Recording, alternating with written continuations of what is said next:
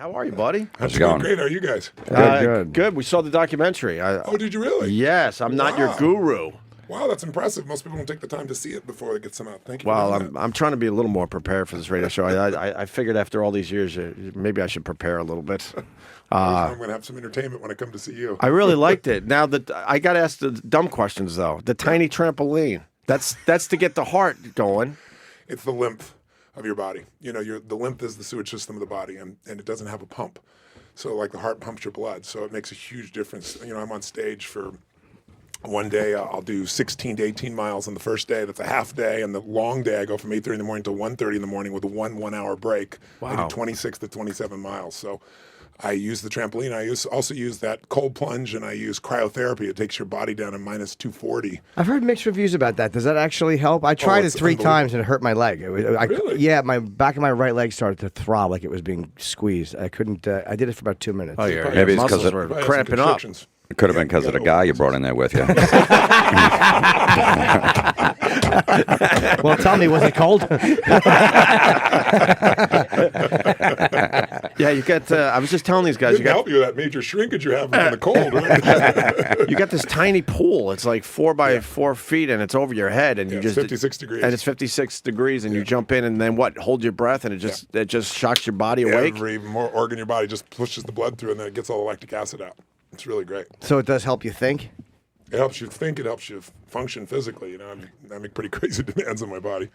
What made you decide to let them film you? Because you never let anybody film all this stuff before. Then you gave these cameras complete access to your what's it called? The Day with Destiny. It was Day with called. Destiny. Yeah, I see about 200,000 people a year, and How many? 200,000 people a year Wow. in 15 countries. So my average event's about 8,000 people, 8 to 10.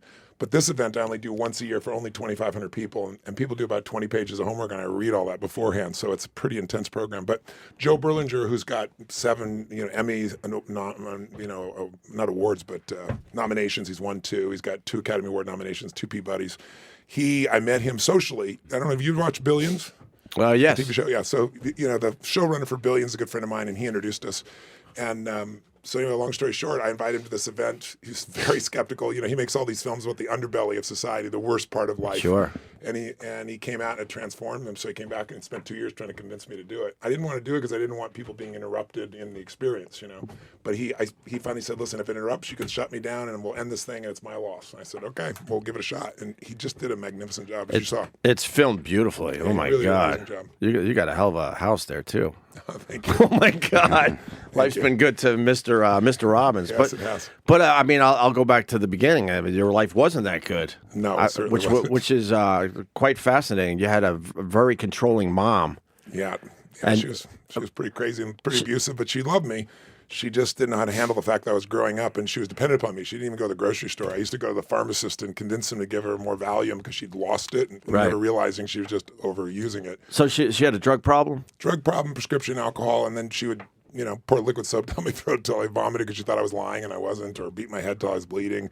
But I said in the film, and I really mean it, that I don't knock my mom. I never talked about this while she was alive. But I wouldn't be the man I am today if she was the mom I wanted her to be, right? All my desire to end suffering comes because I suffered so much. So Right. Do you I still don't think I'd dislike give her as for that much as though? Like, even though it's something good, it's like saying in Germany the trains ran on time. It's like there was something good that came out of bad stuff, but you still, it was still bad. Yeah, it's still bad, but if I really look at it and say, if she had been the sweet, loving human being, would I be out? I fed 100 million people last year. I go to 15 countries. I work, 18, 20-hour days. Would I be doing that? Probably not. I got that message loud and clear watching your documentary, because a lot of people have shit that has happened to them growing up, and a lot of us will just obsess on how bad our mom was, our dad was, our living situation was. Yeah. And then through this documentary, I kind of learned that, but you also got to remember all the good that came out of the fact that you had that experience going on in your life, or that person in your life that was you saw the film, beating you down. There's a woman there, Sienna, if you remember the young girl, Sure. like 19. She gets up and says her problem that she wants to deal with is her weight, and she's like perfect weight, Right. just ridiculous, right? She But we're wanted really to get control of her eating. She felt like she wasn't eating right or at the right time. Yeah, but as I dug underneath it, what it really was is she's been estranged from her father, who was a drug abuser, and so I got her to put it together, and I don't want to give away the ends of the film, but one of the things I did with Joe Berlinger is I said, if you're going to do this, you got to wait a year to publish this, because I want you to follow up a year later and show people this has changed. Because most people don't think change can happen fast. They think it takes forever. People say to me, you know, it took 10 years to change. And I say, bullshit, it took you a moment. It took you 10 years to get the moment you finally said never again, or it's over, or I do, or I love you. But that process is really what this whole thing was about, is showing people they can change fast. But I wanted them to also see that it lasted. And I knew it does because I've done this for so many decades, obviously. But the stories of where people were a year later is probably my favorite part of the whole film. You know, seeing how they've transformed. Well, is there anything you have to do after, you know, a meeting with you and going to one of your you think, is there a lot of homework after going to therapy, or no? There's no going to therapy. None of that. It's all self-directed, right? This is not about someone. You don't become dependent. That's why I'm not your guru, right? That's the whole title of it. Is I'm not here to make you dependent upon me. You have all the power inside you. What we need to do is just activate it. And people have things they think they're broken or they're challenged, and they're not broken. They just have some patterns that don't work. We all have patterns, right? Patterns make you fearful. Patterns make you crazy or angry or frustrated or passionate or loving. And so I help people see that it's not them, it's the pattern, how to change the pattern quickly. And once you do, if there's enough emotion behind it, and these people are here for 6 days and nights, 12, 14 hours a day, quite literally, it imprints your body. You get a different conditioning. If you just have an intellectual thought, you don't really change. You just have a thought. But if I think I tell people, most people are wired for stress. They're wired for frustration. They got a highway to anger or sadness, and they got a dirt road to happiness. So what I do in those 6 days is get us to wire our nervous system so that joy, happiness, love, compassion are things that naturally come, not something you have to work on. It's like building a muscle. There's a lot of tears in this documentary. Yeah, and a lot of laughter, too. A lot of laughter, a lot of tears, a lot of cursing. Yeah. Were you always such a potty mouth? I was surprised. But but the tears are good, obviously. Yeah, without a doubt. It's a very emotional film, and people really having breakthroughs, and then bonding with each other. I would assume they become friends for life. That's what that's pretty obvious just watching the thing. Yeah. There was something else. You had the woman call her. I got to talk about some of the stuff that happened. You don't mind? Not at all. Because it's kind of spoilers, but no, it's okay. This woman has a problem. She's in a relationship. She loves the guy, but she's not in love with him anymore. Yeah. And all of a sudden, Tony goes, call him and tell him.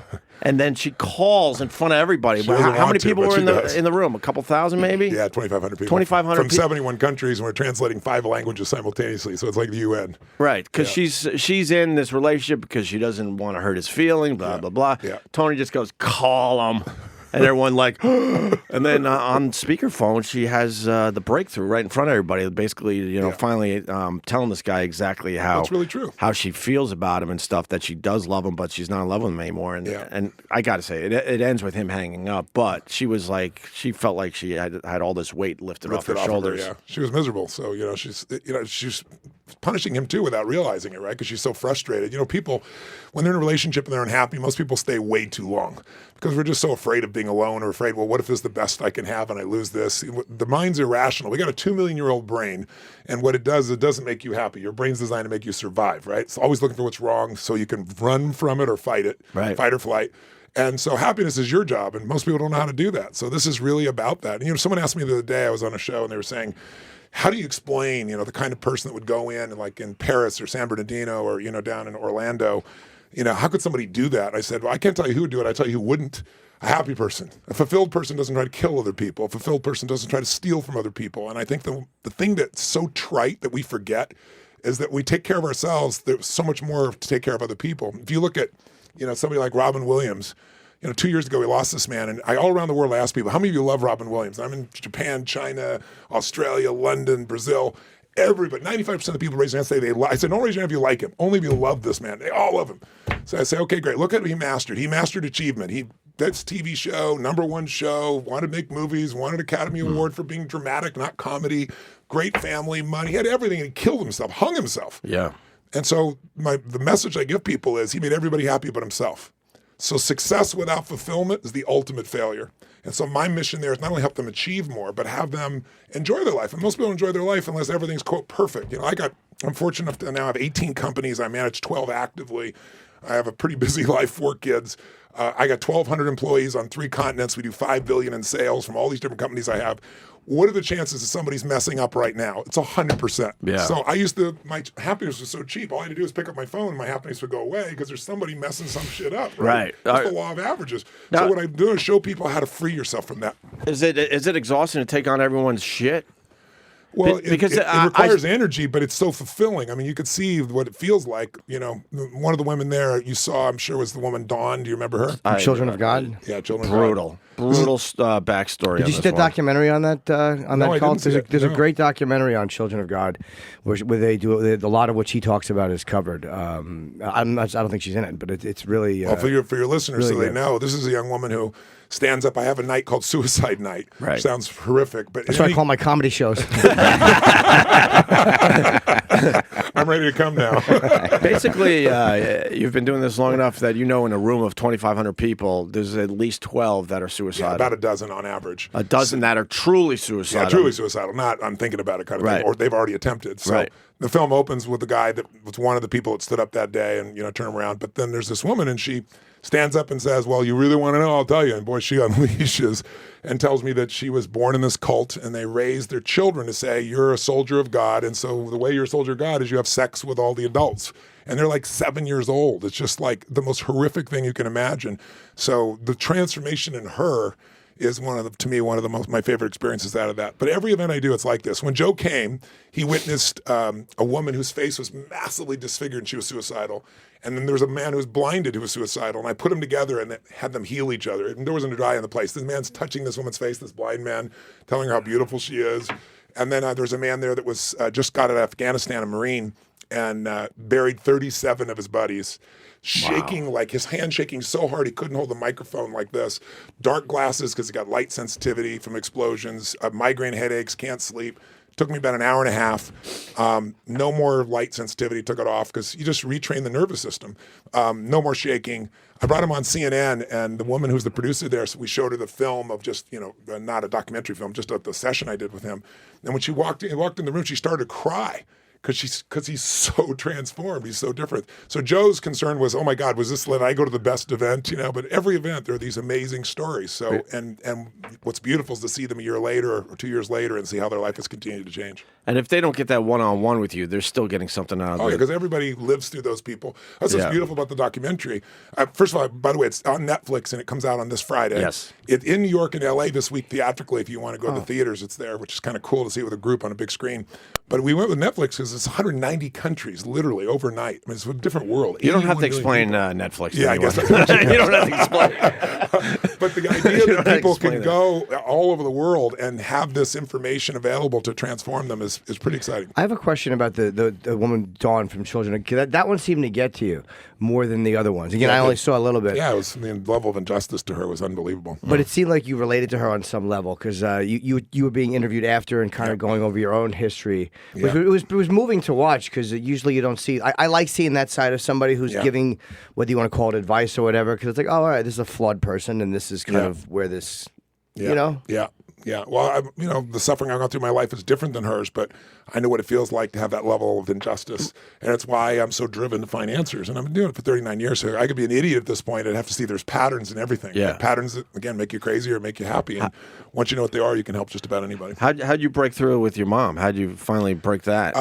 I grew up and I got away. That's really, really what it was. But quite she really honestly. tried everything to make sure that wouldn't happen, Yeah, she did. including making sure you didn't go to college, or Yeah. she was trying to make sure you didn't go to college. She tried all of the above. But what was the moment? Narcissistic mom? Pardon Would me? you say narcissistic mom? No, just injured mom. My mom was 5'1". I'm 6'7". Give you an idea how she gave birth to me is mind-boggling. But she's also She like never got over your head. size O cup breasts and a size 0 pant. What? And I know that O because- cup breast? Yeah, I used to go buy them on my bike. I used to go buy these inserts for bras, and they would be like a beanie on my entire head. And so she loved the attention. She got partying or dancing, but she would never go to the grocery store. I did that every day of my life. I went on my bicycle, did the grocery store, made the meal. She never came out of this room. We lived in a 1,200 square foot house, and my forefathers all lived in the living room at different times. She was a very powerful and intense lady. But, again, I'm not saying this to be positive. It's just really true. Everything in my life has come from all those things that are there, all the drives. Now I could have just beat myself up or felt sorry for myself, but fortunately I didn't do that, and it led to something that I'm really pleased with. Who do you talk to when you're feeling shitty? Because if you're known for being a positive guy and everybody probably kind of ghosts you, hoping you fix them. Yeah. So what do you do when you're like just want to hang out with somebody and they're just trying to pick your brain to fix their own life? It's got to be irritating. It's not irritating because it's my life, right? So you can't complain about what is a gift in your life. But for me, people, the most common question I get, don't you have bad days? Don't you get screwed up? Don't you wake up in the morning and just watch porn and stuff? I said, I do some of those things, right? What kind of porn do you watch? Yeah, now we're talking. Set you guys up. But the truth of the matter Amateurs, is, right? You got to go amateurs. It's that the habit is, all right. It's the habit of just ending the pain as it shows up, right? The anger, the frustration. It's a habit. It's all it is for people.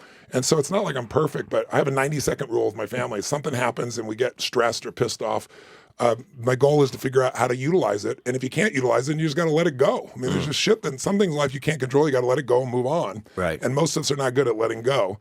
And especially if you're an achiever, you always want to break through. And some things, the more energy you give it, the harder it is to solve. Like problems need energy to live. Sometimes just letting it go lets it just dissipate. And so I've learned to do that. And I can't help other people unless I can do it with myself, right? But is that also suppressing the problem? No. Suppressing is we try to pretend it's not there or fake you're not feeling anything. This is about being authentic and just reminding yourself that in any moment, what's wrong is always available. So is what's right. And it's all a matter of what you decide to focus on. And so, you could sit here right now and, some people, they think about shit that hasn't even happened and feel bad about it in advance, right? Yeah. If their life is good, they think of all the people in the world in terrible shape and feel like shit. Well, you're feeling like shit doesn't help you with somebody else. My whole thing is, if you get on an airplane, the first thing they say is, if we have a problem, the mask comes down, put it on yourself first, then your kid. Because if you don't put it on yourself, you can't help anybody else, right? You're not going to function. And it's the same thing with our society. Most of us are trying to work on our kids or our husbands or our wives or, our bosses, but we don't work on ourselves. Yeah. And work on ourselves first, you can impact all those people because you're coming from a different place. You're not coming from a weak place. You're not coming from a broken place. You're coming from a place where you're whole. Let me ask you this. You're an extremely positive person. We all know that. What's your thoughts on the extreme negativity on social media? What is all that about?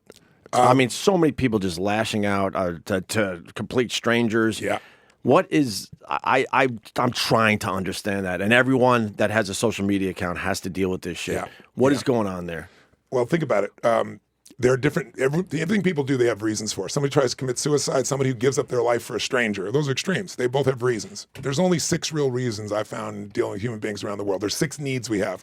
We have a need for certainty, that we can avoid pain, that we can be comfortable, that we can have some pleasure. We have a need for variety, because if you're totally certain, you're bored, right? And if you have tons of variety, you freak out. There's a balance. We have a need to feel significant, like we're unique or special or important. Everybody needs to feel that. Some people do it through money, some do it through earrings and locations nobody wants to know. Everybody's got different ways of doing it, Another need is the need for connection and love. Another one is growth. Another one is contribution. So these 6 needs drive people. And what I look for is what's the driving force? What's the top 2? Because if your number 1 need is certainty, you're going this direction. If your number 1 need is uncertainty, you're going the opposite direction. And direction leads to destination or destiny. If I see what direction you're going, we can predict where you're going to end up. So we live in a society where the 2 top needs in the majority of Americans is either certainty or significance.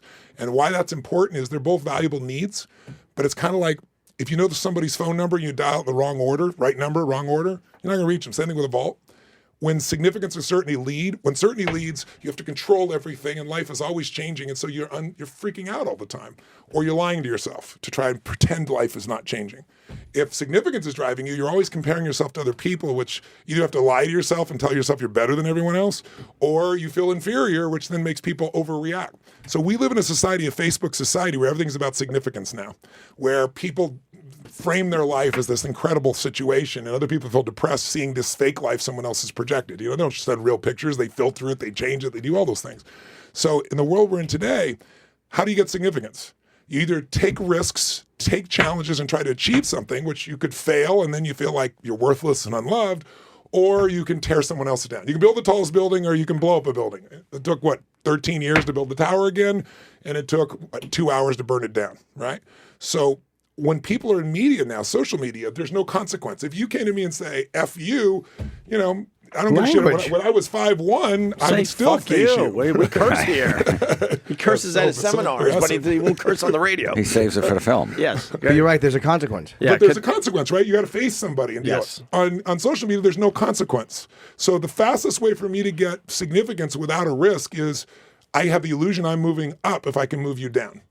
And so that's what we live in today. We live in a society where there are people, their entire focus is, I don't have any consequences. I go online and try to make myself feel good by tearing somebody else down. And if someone's successful, then they must be lucky, or they're an asshole, or they're manipulating, or they're fake, or whatever it is, because otherwise I have to look at me and make a comparison and say, why is my life not where I want it to be? That's a little scary. What's a lot easier is to go, you're an asshole, right? So that's what you see in social media. It's not going to change as long as there's no consequences. Right. So that's how it works. Do you block people on social media? I never block them. I never do. You know why? It's like all it does is flame them up more. I let all the people that know who I am just beat the hell out of them. Because people know who you are, and that's a good thing about social media. While there's jerks out there, there's a lot more people that know what's really real, and they handle those people for you. You're trying to bring positivity into the world, and people still go after you. That's crazy to me. That's nuts. You're really trying to get some things done and change people's lives. Well, most people don't believe. Most people think it's all bullshit, right? Think about it. Even reality television is bullshit. So today, what's real and raw is so rare. But that's why it's so compelling. While people be in a room for 6 days like that from 71 countries, is because they don't experience that kind of realness and rawness, and that frees people. Because when you're busy trying to manufacture an identity for yourself, you can't have it. You can't ever enjoy your life because you're not being yourself. You're trying to be something you think other people are pleased by. And you said something else in there where, take chances, go out and try to make something of yourself. Yeah. We live in a society where everyone gets a trophy. So I know, it makes me crazy. Thank you. Failure is such an important thing. Of course it is. Teaching everybody that you're equal because you just showed up. Of course. It's like we wonder why millennials are like, so many people like Bernie Sanders. It's like socialism. They have no idea what socialism is. They've never been through the Soviet Union. I went to the Soviet Union when it was the Soviet Union. I sat there and watched people in line around the block trying to get bread. And then I went on a train where we were supposed to be equal, and we were all having caviar because I was a guest of the government there. And it's like there's no equality in that situation. There's just abuse. You think that's just laziness? I mean, as a parent, parent, it's just people don't know. This generation doesn't even know what socialism is. Oh God! Because as a parent, of course you don't want to see your kid sad or devastated by. But you know by what all something. The research shows now? All the research shows now. There's a woman named Dweck at Stanford. She's done this amazing amount of research. She said the worst thing you can do is tell your kid all the time how great they are. Because what happens is they start to believe the bullshit you tell them, that they're so perfect and they're so beautiful and they're so this and they're so talented. And then they run into a situation later in life when they're not talented enough and they don't know what to do because I'm supposed to be this talented person. I must be a fake. So they avoid the very thing that would make them grow, versus not saying you're beautiful, honey, you're brilliant. You reward your child for effort. You reward your child by saying, listen, this is hard as hell and you did it. That's amazing. Because effort, consistent effort is how you can master any damn thing in your life. But if I'm supposed to already be brilliant and I'm not showing up, boy, I don't want to see that. That's going to destruct my life. I was talking to a reporter yesterday, I won't mention who, but she was telling me how depressed she was. And it's really simple. She was raised by her family. I just dug in for a few minutes. And her parents loved her so much, told her she was so perfect, so everything. So she goes to college, and this guy, or high school first and then college, and she obsesses about a guy, and he doesn't want her. And she goes, how could he not want me? I have my family. I'm the greatest thing that ever existed. And so she goes into pure depression because she's emotionally unfit. Right? Most of us are not psychologically strong because we live in a world where we expect, I can just click on and get what I want instantaneously. And I can steal whatever I want. It's not stealing. I'm liberating music. I'm liberating movies, right? We live in a society that's different. So we're going through a phase right now, just like Black Lives Matter and the situation you see there. I mean, what's really going on? If 98 planes land perfectly and 2 don't, no one's going to talk about the 98 great policemen. Of course. They're going to everyone's going to be obsessed about the 2 where everybody died. And in the African-American community, there have been police officers that have been wrongly accused, but there have been police officers that unfortunately are rightly accused and were wrong. And that happens for so many decades that there's an anger there because under the anger is hurt and fear. I mean, the call for Black Lives Matter is not white people's lives don't matter. It's to say that these people are desperate for respect and to know that their family be protected. Who here, regardless of color, doesn't want their kid to be safe from everyone, especially the damn police, right? So we're at a tipping point in our society, and here's what I think is great about that. When you hit a threshold, then change becomes a must. Until it's a must, most people won't do it because we stay with our status quo. But when it's bad enough, people finally say, we got to do something. And I think we're entering that place right now in our society. It just drives me nuts when all the policemen are painted as bad. Oh, I think that's insane. That drives me insane. I understand there's an issue and there's certainly some bad cops out there and they got to figure this out. But when they start painting every cop as bad, it's like, no, man. And it gives an excuse for crazies like the guy in Dallas to do what he does, right? They use that as an excuse. No, I'm completely against that. I think our police officers are put in a totally untenable position in our society today, and have to be understood. But both sides have to hear it. We got to bring the moms and the children and the police officers and white and black and bring them together and have those real conversations that can lead to a different level of understanding. Is it crazy to think that you could support both Black Lives Matter and cops? No, I do. Okay, I do. I think at. it's absurd not think that. And I don't like everything Black Lives Matter does because it's a movement made of all kinds of people, right? It's not one person. So you're going to have people abusing it, people that are going to. But I understand why somebody's standing in the street when they feel like their own children are not safe. I can see why they want to disrupt things. They want to disrupt society because they want to say, pay attention to me. Because it's easy for a white person. White people are, I don't think they're uncaring. They just don't have the experience. Any one of us being pulled over, we're pretty confident we've done nothing wrong, nothing's going to happen. If you're African American, that just isn't true, unfortunately. Well, they had a parent on TV. I was half watching. I want to maybe find more on this, but they have a black kid and a white kid, and they said when the white kid goes out at night, I have no doubt he's coming home. Yeah. And in the back of my mind, every time the black kid goes out, I worry if he's going to come home safely. Yeah. That's a parent talking. No, my parents were always bummed out when they heard the front door opening. Wow, you got a big fucking mitt. You just gave Jimmy a fist bump. That's a big fist. Oh my goodness. Wow, wait. What else did I wanted to ask you a question about for me, anger is the hardest one. Like it's such an addicting thing being mad. It's like do you know why? I physically I don't know why. Because it meets one of the things that I found, these 6 needs I told you about: certainty, uncertainty, significance, love, growth, contribution. Anytime your brain links up that doing something, believing something, or feeling something matches at least 3 of those needs, you'll become addicted to it. Whether it's a positive thing or a negative, you'll still be addicted to it. So when you're angry, how much certainty is coursing through your veins when you're totally pissed? 0 to 10. Yeah. It's a 10, right? When you're angry, how significant do you feel? People respond to you even if they don't like you because you're so damn intense, right? So you got a 10 of significance. And besides that, you got certainty and significance, but you're also connected to yourself. If somebody feels insignificant and you go through the hood of any major community and I come and put a gun to your head, how certain am I that you're going to respond to me right now on a 0 to 10? It's 100 on a 0 to 10. How significant am I in your life? I'm a 10, right? And in a sick way, we're connected. Because everything in your life depends on me in that moment. And it's always going to change. There's variety. So violence has been with us forever because it meets so many of our needs. And you don't have to have intelligence. You don't have to have money to use violence to get significance. And that's why it's around. So how do you get through this? You got to find better ways to meet people's needs. Like you don't stop doing something. You start doing something else that's more fulfilling. So if you smoke cigarettes, what needs do you meet? Certainty, you can be comfortable because you're stressed out. You take that breath. You're killing yourself, but it feels good right in the moment. What else do you get? You get a sense of connection with yourself. I'm giving myself a gift. It used to be you were significant if you smoke because you're a hard ass. You can't make me not do this. Well, it met 3 or 4 needs. So if you stop smoking, most people start eating. Because eating allows them to have certainty. They're comfortable. Eating makes them feel a connection with themselves. Eating meets all those same needs. So unless you find a better way, there used to be I don't know if you're old enough to remember, there used to be a thing called the Schick Center for Stopping Smoking. I don't know if you guys remember that. Oh, God, no. It was in California, so maybe you didn't hear it out here. But they had this incredible track record. They get people off smoking, and they went bankrupt. And the reason they went bankrupt is the ways got people to stop smoking is they put electrodes on your face and your neck, and they have you light a cigarette, and they zap the shit out of you. Oh, wow. And it worked. But the reason they went bankrupt is people stopped smoking, and they started eating and getting fat, and so they were pissed off at the system, and the whole thing blew up, right? So you have to meet the needs of the old behavior in a better way. That's how you get lasting change. So how do you get past the fact that what Jimmy was talking about? The anger? Yeah. How do you get past that? Because you start to feel it moving. It's exactly like right. that But physical thing. You've gotten. I used to do this all the time myself, so I can totally relate. You get. For whatever starts triggering you, once you get in that state of being angry a regular time, it's easier to get there. And after a while, you're wired to be angry. So what I do is every morning I have a process called priming. And what I do is I realize that the 2 emotions that screw people up the most are anger and fear. When you're afraid, you don't do what you need to do. When you're angry, it just shuts you down. And the antidote is one emotion, and that's gratitude, as corny as it sounds, because you can't be angry and grateful simultaneously. You can't be fearful and grateful simultaneously. So I do this process where I change my body, and I just do this 10 minutes every day. I did this morning, 5 a.m. It's insane, but it's only 10 minutes. So my deal with myself is if you don't have 10 minutes for yourself, you don't have a life.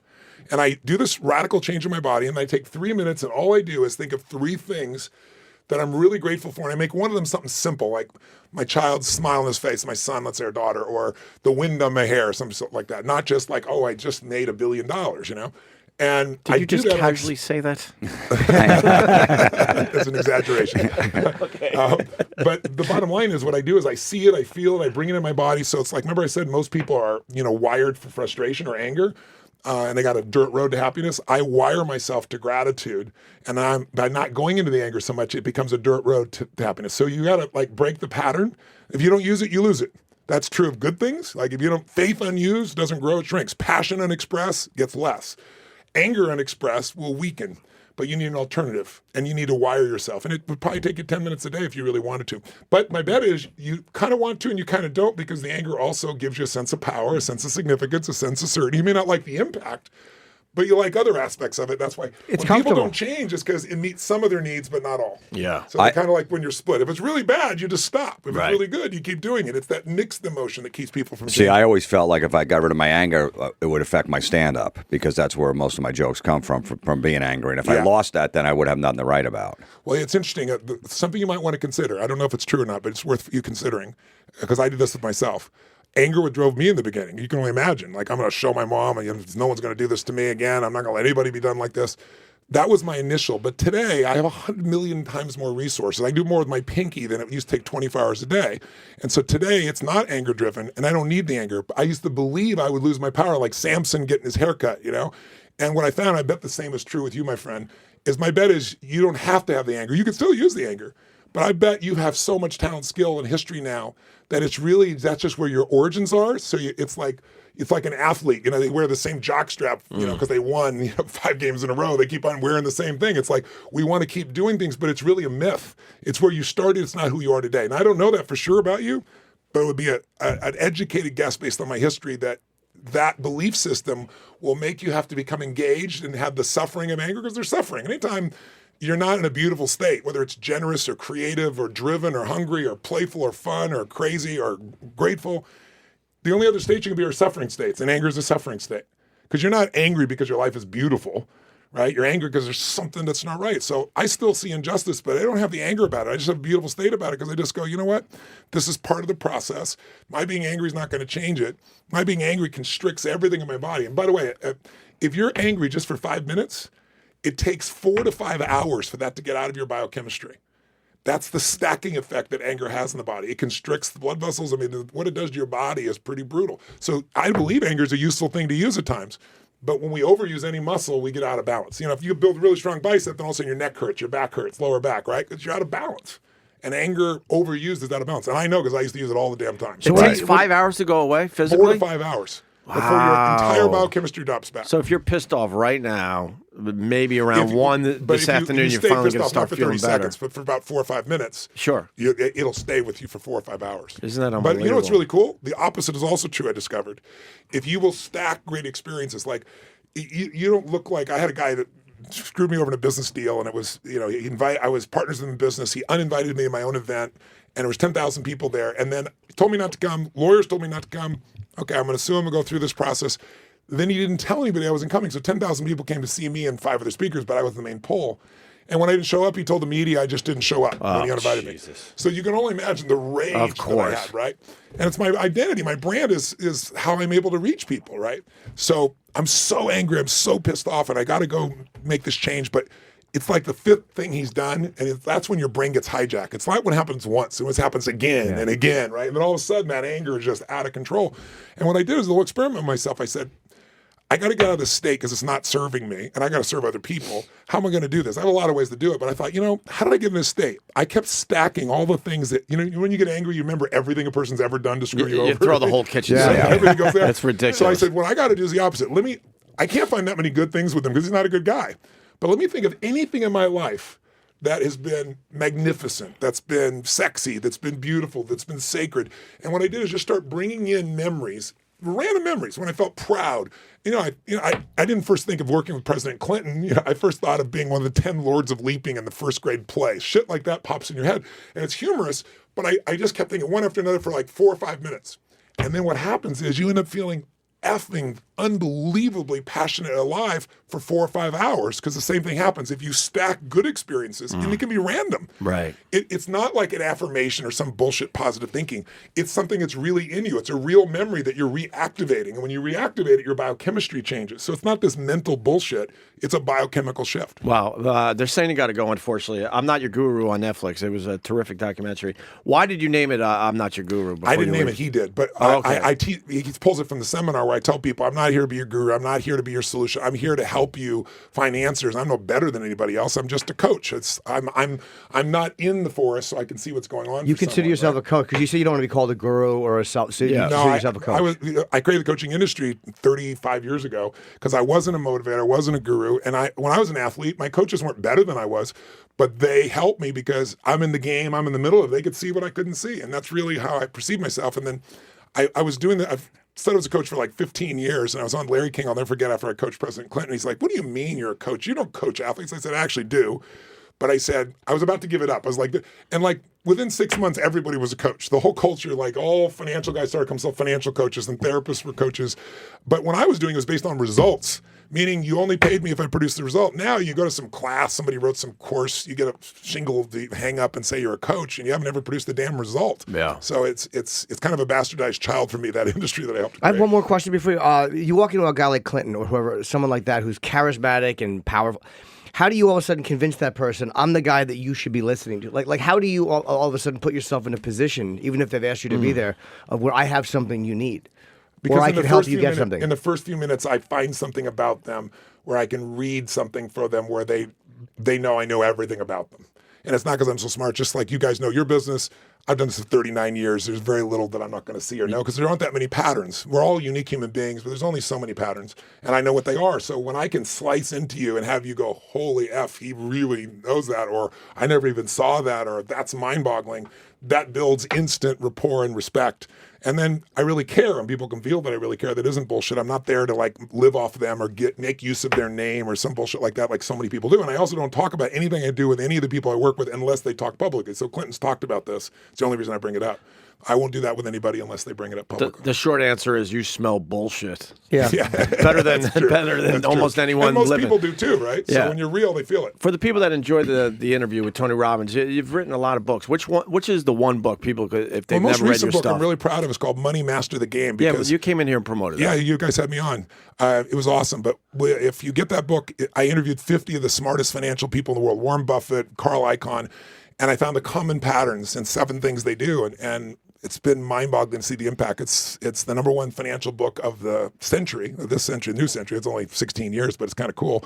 And I fed 100 million people, as I said, with it. I took a $5 million advance, and then I added money to it. And I'm doing it again this year. I'm feeding another 100 million this year. I'm going to feed 1 billion people over the next 9 years. Wow. I want to ask one more question. What is your stance on prescription medication? Someone's having problems. Do you encourage them to get off of it? Or I encourage them to work with their doctor, get off it, because I'll give you an example. I in a room of 10,000 people, I always ask this question. How many of you know somebody who's taking antidepressants and they're still depressed? And 95% of the room raises their hand. And it's because if you read the side of it, it gets suicidal thoughts for someone under 24. Oh, at 25, suddenly you don't have suicidal thoughts? What kind of bullshit is this, right?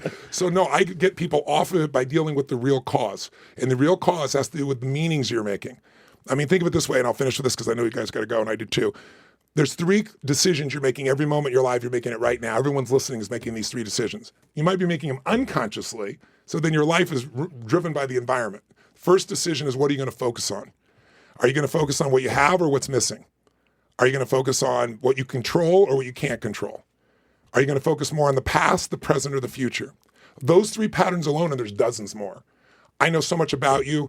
For example, if you asked yourself, where do I spend more time? Everyone listening, focusing on what I have or what's missing, what would you say? What's missing? What would you say? what's missing? What would you say? What's missing? Great. And if you're focused on what's missing, that can make you grow. But if that's what you focus on continuously and you add one more pattern, it'll create frustration, anger, sadness, or even depression. And the second pattern is, which one of these do you more? Do you focus more on what you can control or can't control, truthfully? What I can't control. What I can control, but I just want to be different than him. I'd go with can't control. Can't control. So when you focus, if you go in a pattern of focusing on what you can't control and what's missing, the stress inside of you is always going to be there. Because think about it. There's plenty of things that aren't missing, and there's plenty of things you can control. But when you're focused on what I can't do and what's missing from my life, there's an emptiness. Now, here's the third one. Do you tend to focus more, I think we do all three, but more on the past, the present, or the future? Past. Yeah, the same. Past. I used to focus on the past. And What do you do now? The future. Yeah. So when you have all three of those, that's why you have the anger you have, my dear friend. And I'm not being overly general here. Just think about this. If I'm constantly focused on what I'm missing, it's going to piss me off or it's going to make me hurtful, sad or hurtful. You pick pissed off because it's more immobilizing. You're not going to sit here and just wallow in your shit. You get pissed and you do something about it, right? Mm-hmm. But there's other ways to do it besides getting pissed. It's just the habit that you've got. And the habit comes because you see what's missing, you see you're not in control, and you're focused on the past, which you can't change. When you do those three patterns, it's going to make you stressed. Now, you don't do it every moment of your life, but when you're stressed, I guarantee those three patterns are showing. If you're focused on what I can control, what I already have that's beautiful in my life, and what's happening right now that's beautiful, or what I'm going to create, you're not going to have that level of stress. You'll still have problems, but you're not going to have the anger or the sadness or the overwhelm. Now, what's beautiful is you've converted your pain into comedy. All three of you have. You've been really. First of all, I want to thank you for being serious with me on this. I expected just to dick jokes. Yes, I just nothing but dick jokes here last time, and I had a good time with it. But this is a really important subject, so thank you for. It's really kind of you guys to do this. No, none of us are just funny enough to say anything good. I know. It's too early. But what I'm saying to you is you've done something most people don't do. All three of you, but you specifically because you've described it. You've taken your pain and turned it into a gift to give other people. I've done the same thing, just in a different way, different vehicle. But as you now enter, how old are you now, may I ask? 51. So as you enter this next decade of your life, Got to pad the that shit. friction of the anger, the friction of the frustration, you don't need that shit anymore, right? You could free yourself up. And all you'd have to do is change the pattern and start to, and that's what I do every morning. Instead of what's missing, what do I have? What's grateful? What's beautiful? It's easy to build on success. It's hard to build on failure. I don't care how much money you have, how much respect you have, how much love you have. Look at Robin Williams. If you don't consciously own what's really great, what's wrong, what's missing, what you can't control is all around us. And the world's constantly telling us what we can't control. And that's why people are so pissed off and frustrated. But there are things you can control, right? And that's what we focus on. Bravo. With that, Tony. Thanks Robbins. for having me on, guys. I enjoyed the time with you It's guys. I Am Not Your Guru. It's on Netflix this Friday, and it's in LA and New York in theaters this week. Yeah. Really good, man. Or I really enjoyed just our watch time, on guys. Thank you Netflix. for having me on. All right, Tony.